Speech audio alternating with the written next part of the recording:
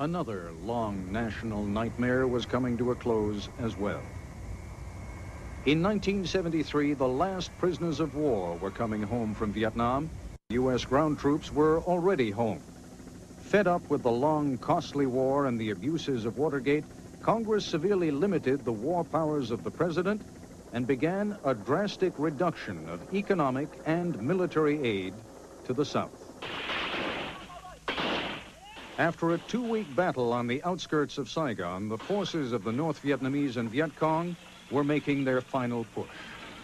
5 days before the fall of Saigon, I was in Hanoi on negotiating really the withdrawal, and said to my North Vietnamese counterpart, "You know you never beat us on a battlefield." And he thought about it in a minute, and he said, "Well, that may be so, but it's also irrelevant." It's kind of the shortest course in strategy ever given, and maybe one of the most profound.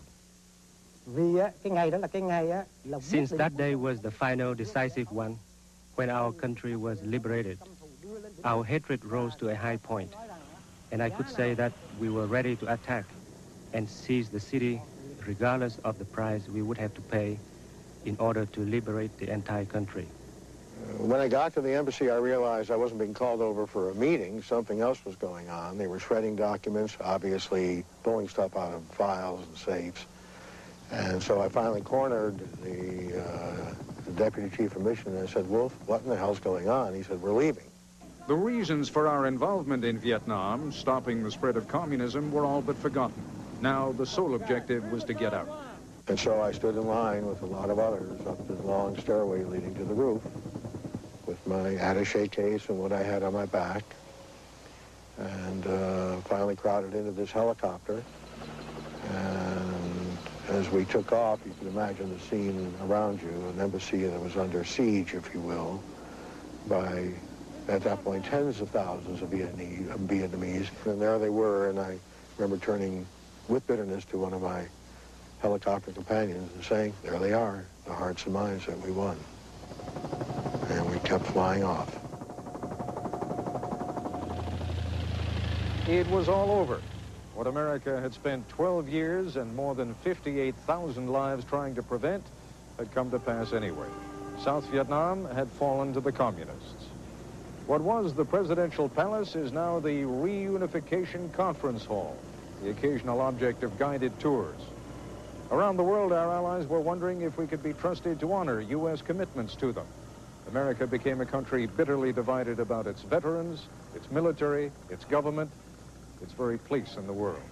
So I start from that very sad, tragic time in our nation's history to try and rebuild my own confidence that we were strong enough and able enough, and at the same time to convince our allies that we could maintain the leadership role that was essential for the future of the Western world. You are as strong as your weakest ally is.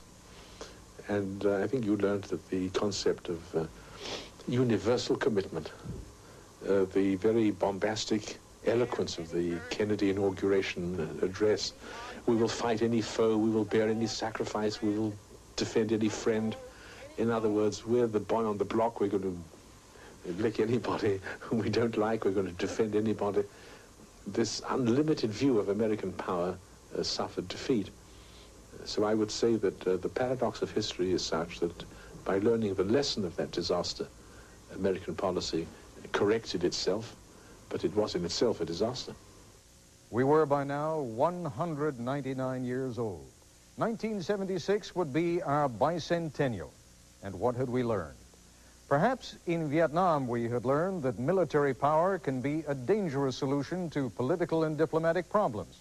And maybe we were beginning to learn that presidents, under our system of government, must be more attuned to the voice and will of the American people.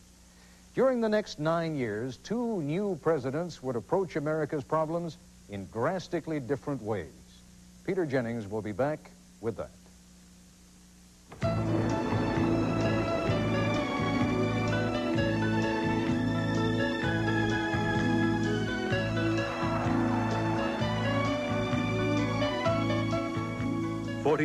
'85, America and the world since World War II.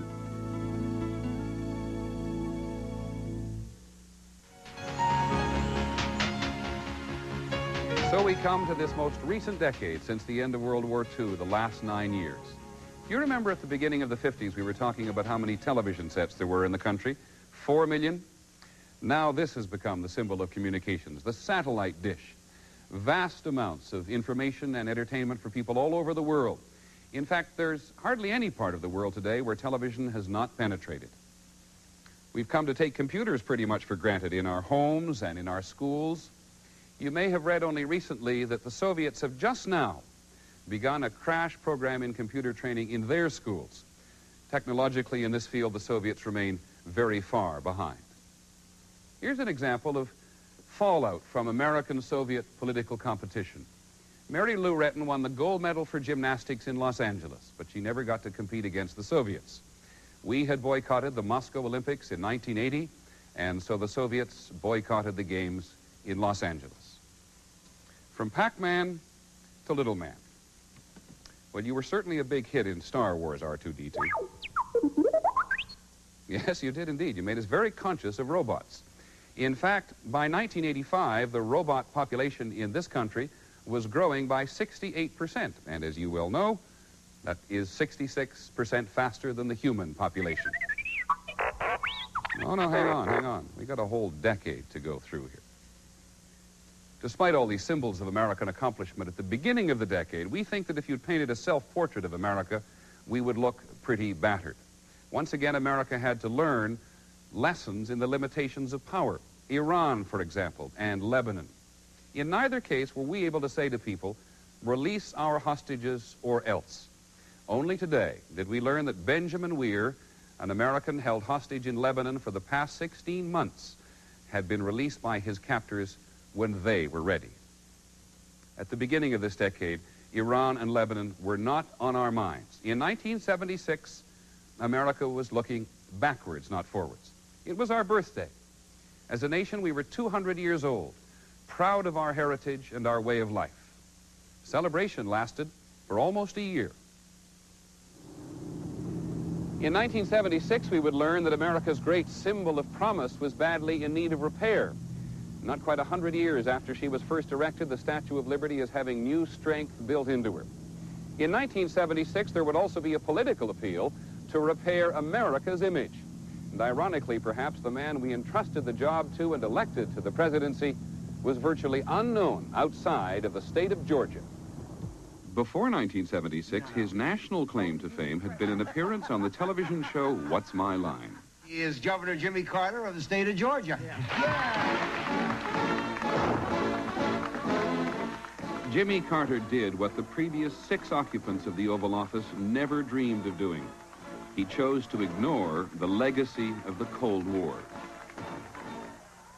We are now free of that inordinate fear of communism, which once led us to embrace any dictator who joined us in that fear. It was terribly important for the Carter administration to reach back and bring into the fabric of our foreign policy the basic values and principles which had been so important to our founding fathers. Not predicated on a basis of hatred or disharmony with the Soviet Union as a dominant factor in our foreign policy.